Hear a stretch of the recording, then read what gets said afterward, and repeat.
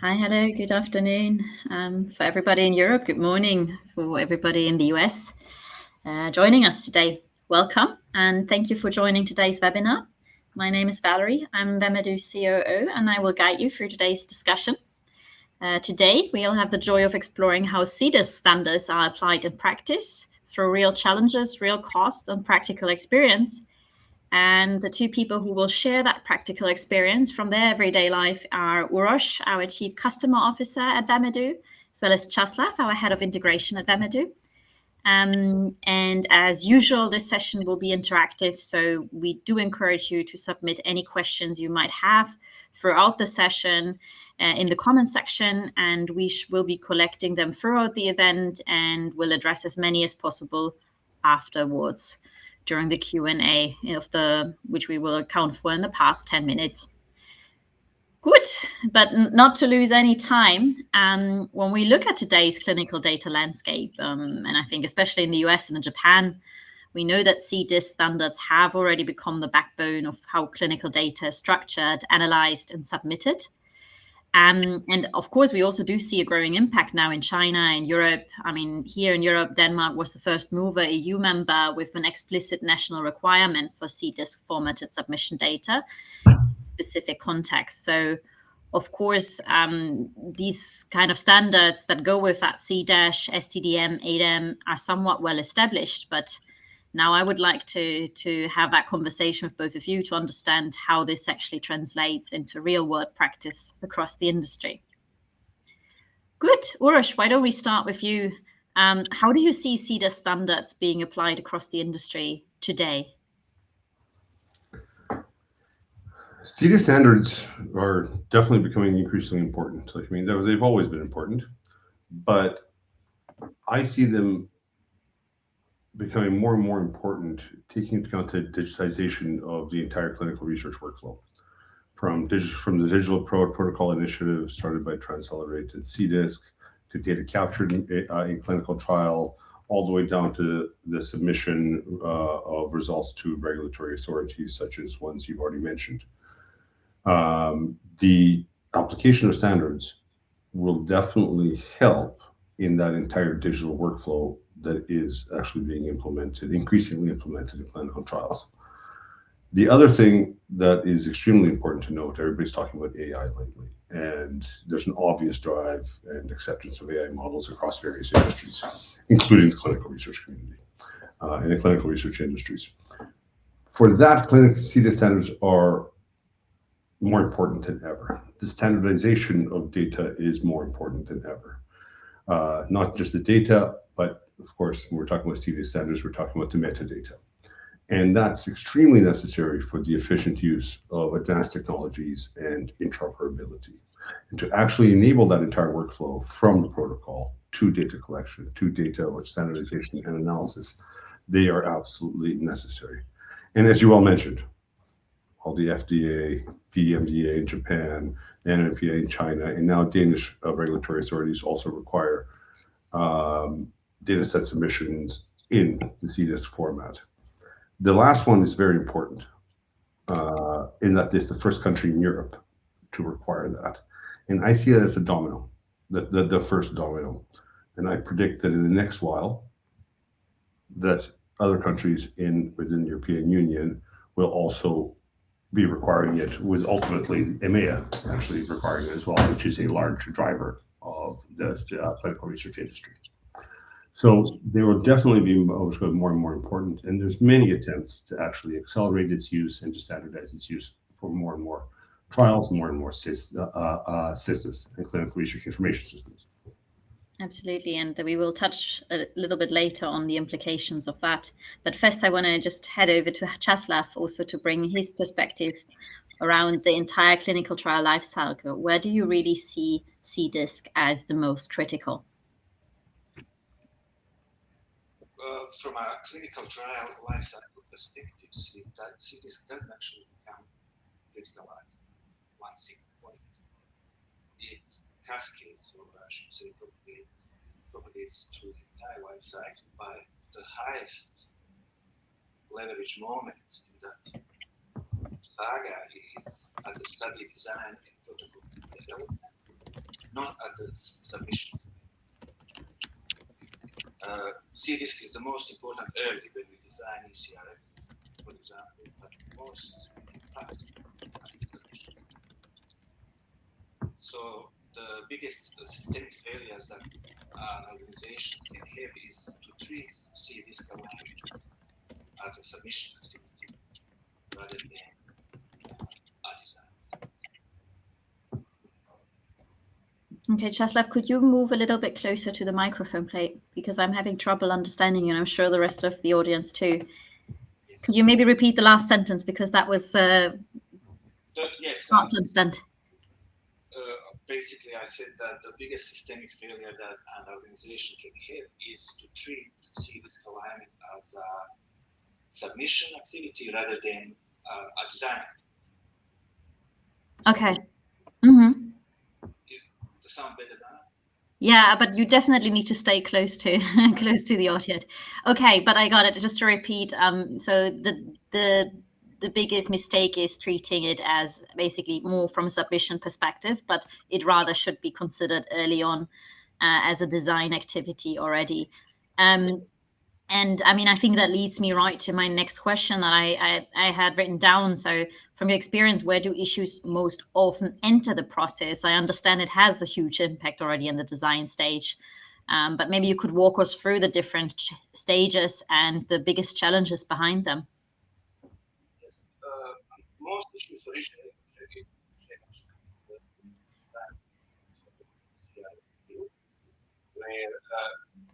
Caslav, sorry to cut you off, but I think it's better if you put on your headphones.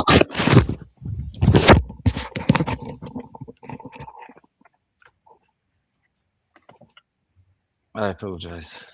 Much better. There we go. Let's do this. Okay.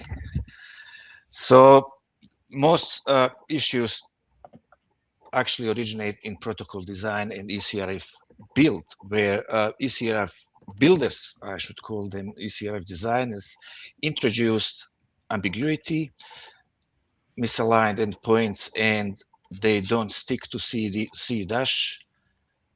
And by doing that, they introduce structural defects, and these defects then propagate downstream. And the core challenge is that the clinical intent is not translated into precise standardized data early, forcing later stages in the process to compensate through derivations and inconsistent mappings. This leads to broken traceability between SDTM and ADAM, and ultimately this is a regulatory risk, and that problem only becomes visible during submission. And at this point, this is very difficult and very expensive to resolve. And most often, these problems cannot be fixed. They can only be documented and justified in writing. Absolutely, and I think that's a great bridge to turn back to Urosh, because I mean, he is daily in the works with our clients. So, I mean, obviously, when these issues appear late, consequences are significant because it's too late sometimes to fix them. And we all know the cost of rework, delays, resubmission are extensive in this industry. So, Urosh, maybe where do you see, or which type of data issues really create the biggest downstream impact, and what is the cost of getting those things wrong? Well, the biggest data issues are non-standardized or missing controlled terminology. Like, I mean, I know that this is highly technical, but those are issues that take a while to fix in the back end. And they do, as Caslav just stated, ripple from SDTM to ADAM data sets, and break the automated analysis programs and the manual interventions for what we call it, not just SDTM to ADAM, but CDISC to SDTM traceability. And then reviewers can't trace the findings back to the source. It can require even rebuilding as the entire SCTM domains at the end mapping at the end, which takes a while. And as we all know, time is money. People think about how much it's going to cost to do something. But the other question is what we have is how much does it cost not to do something on time, and the amount of time and the cost can get in delays, weeks, months, maybe multiple months. And then also custom domains without proper justification, without proper following the proper rules, will also introduce delays and even rejecting or questioning any non-standard domains that may be introduced. And that may even force an entire rebuild of the architecture package, and even can trigger a TLR outright, which is extremely costly. So these are the types of things that need to be appreciated at the very beginning of the build. And if they're appreciated at the very beginning, or even introduced into system architecture, can dramatically reduce timelines and dramatically reduce costs and avoid these types of issues as much as humanly possible. Absolutely. Yeah. And I think that that's always the goal, right? Faster and also, hitting the market. But, what are the problems that the organizations and the industry is facing when, let's say, preparing the regulatory compliance CDISC data sets? And when we think about the submission package for the regulatory authorities? Starting late is the biggest problem. Starting after the build has been, starting usually after even data collection has started. So I think when the metadata is already in place. So start preparing for the submission and start preparing the metadata even well in advance. Even having standardized, let's say, metadata libraries that are maybe pre-mapped will definitely help in avoiding those problems. It's understandable that there's always a rush at the beginning of a trial. Timelines are tight. Perhaps investors are pushing for trial starts. Maybe they're tying them to, let's say, investment rounds or the like. But one needs to be sensitized to the fact that, maybe you can take a couple of weeks or at the beginning to save a month, 2-3 months down the line, and save drastic amounts of time later on. It is a laborious and time-consuming process, expensive process at the end, but it can be dramatically reduced at the very beginning. Yeah, and I mean, I think the impact is not just on the actual cost side; it's also always on the potential side. I think we always like talking about the peak sales. So just any delay by a day or by a week can really mean potential losses in peak sales of millions. Opportunity cost is way more expensive than the actual out-of-pocket expenses at that one point in time. Absolutely. So the impact is massive. Yeah. And maybe Caslav to bring in a little bit more the system perspective again. What does this look like from a system data structure and planning perspective, linking to what Urosh just mentioned? To address the issues that Urosh mentioned, we need to implement solutions which are tactical, operational, and strategic.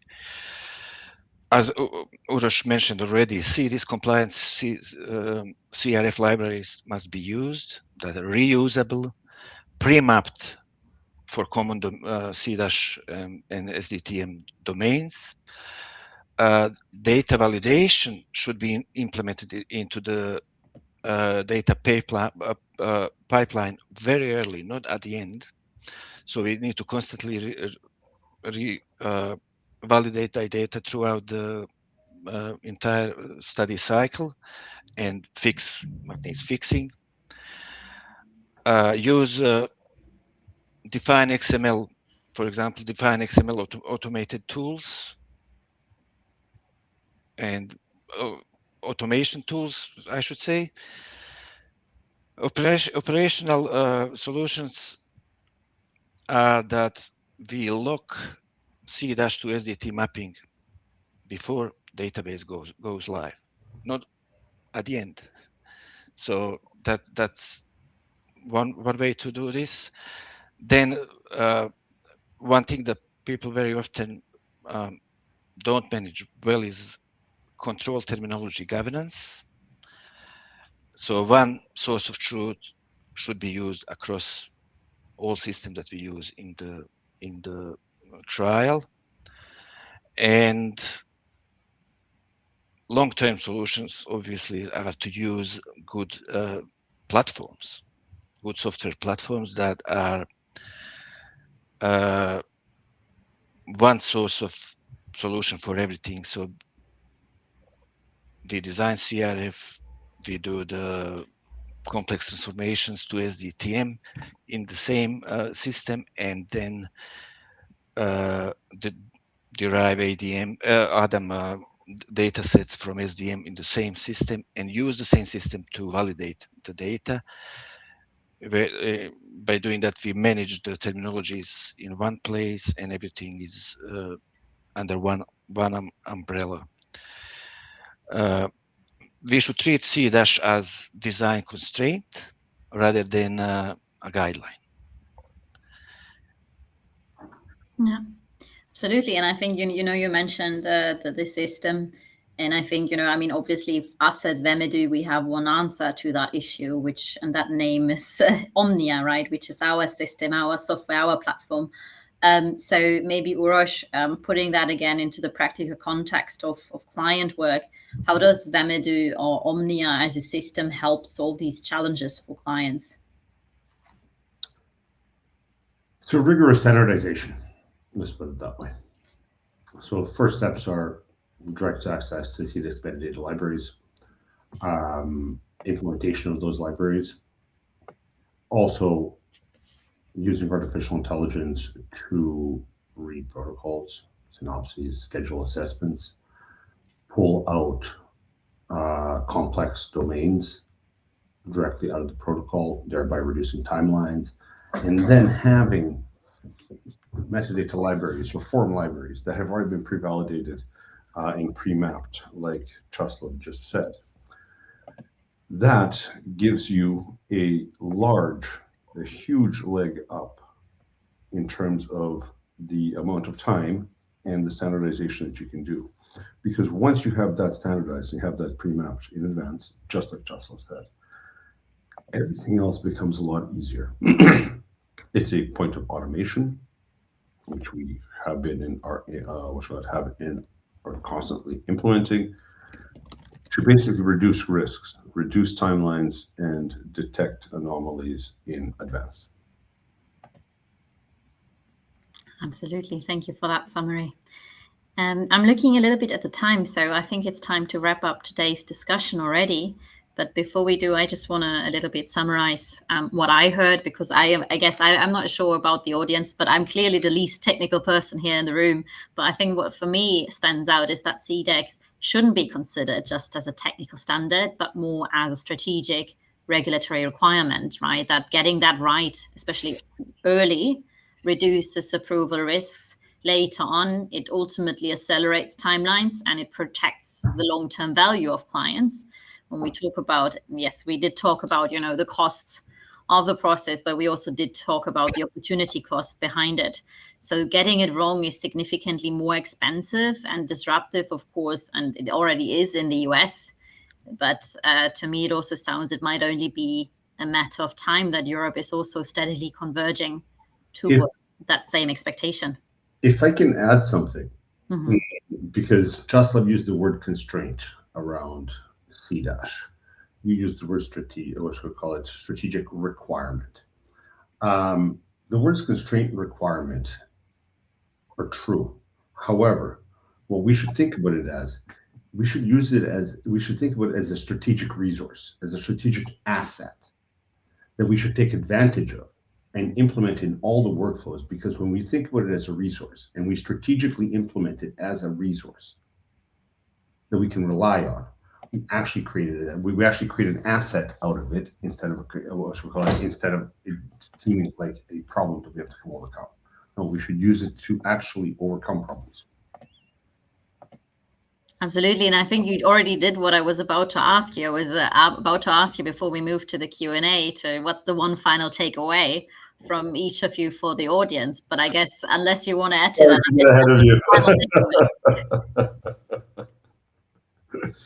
Caslav, do you maybe want to add something from your end before we move to Q&A? As I said, we need to define SDTM mappings at ECRF design time, not after the database lock. Enforce control terminology at source, and maintain single data repository across all stages. Absolutely. Great. Thank you very much. And that means let's move into the Q&A. So the floor is open. I mean, it has been open for the past 20 minutes, but if there are any questions that you have in the audience, just please feel free to share them in the chat or via comments, and we will work through them now. And I already see that there are some questions that are already being raised. So let me start with the first one here, blending this in for you. So Vanya would like to know what the most common misconception is that teams have about CDISC implementation. I'd give this one to Caslav, I think, because I think he's more well versed to answer this particular question. Well, ECRF designers, for example, do not regard CDISC as their primary focus when designing ECRFs. They focus on user experience, I should say, which is to make things easier for the users, less clicks, less clutter on the page, and the usual design improvements. And during that improvement of usability, they practically destroy CDISC compliance in some instances by making it too easy for the user. And then we end up with the problems we mentioned throughout this discussion today. And that's all I should say about technical side of it, Urosh, but you can. But I was just going to add on to actually everything you said is true. I was just going to add on, but I guess to hit the nail on the head for misconception is that I would even go beyond CRF, but electronic data capture form design or CRF design should not be isolated from the metadata. Quite frequently, you have CRF designers who simply implement data capture in systems, and then somebody else is actually doing the SDTM, ADAM, mapping, all of that. We need to bring that closer together. We truly need to bring that closer together, because it doesn't mean, you can still have usable forms. You can still have well-constructed forms that also conform to CDISC standards, CDASH, and then make SDTM and ADAM much easier. They don't have to be two different things. That's right. They can be balanced together, and absolutely, I agree. Great. Wonderful. Then I would suggest let's jump to the next question. And I feel like this is something that's probably linked to something you said in the very beginning, Urosh. You said, Denmark, first country in Europe. But when do you expect CDISC standards to become formal requirement for EMA submissions? You alluded to that a little bit in the beginning. I mean, I don't have a crystal ball. I would ask you many other questions if you had a crystal ball, to be honest, but yes. But EMA right now does not, one can submit, but for it to become a formal requirement, I guess we'll have to see when the next domino is going to fall. But I don't foresee it. I think it's going to be the next 2-3 years. And even if it's for trials that are coming up, I think sponsors should take this into consideration, because as we know, trials can last multiple years. And even a short trial of a year, I mean, if somebody's planning a trial right now that will take, where the site duration is going to be a year, We all know that that's actually about 2 years. By the time you get everything submitted, by the time you get everything constructed, all put together, and the trial starting, and then by the time all the analyses and whatnot are complete, that's about 2 years. So even short trials need to take, which sponsors that are planning short trials should take this into consideration right now. Or sponsors are planning longer trials. I mean, that's pretty clear that they should be taking into account right now. Yeah, absolutely. And I mean, as you said in your, let's say, your final remarks earlier, where I would like to correct, what I said about it being a strategic requirement. Why wait for something to become a formal requirement when you can already use it today to your advantage? Exactly. Make it a strength, a strategic strength. Absolutely. Good. I'm just waiting a little bit because at the moment we don't have any other questions. So let's see if there's another question coming up in the next few seconds.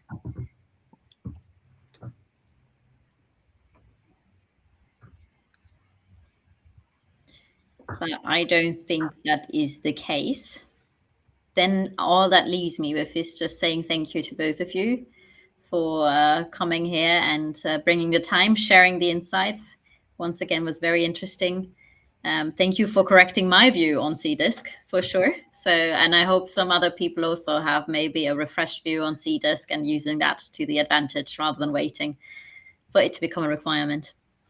And if anybody has any questions, they can contact us with our LinkedIn page or any comments.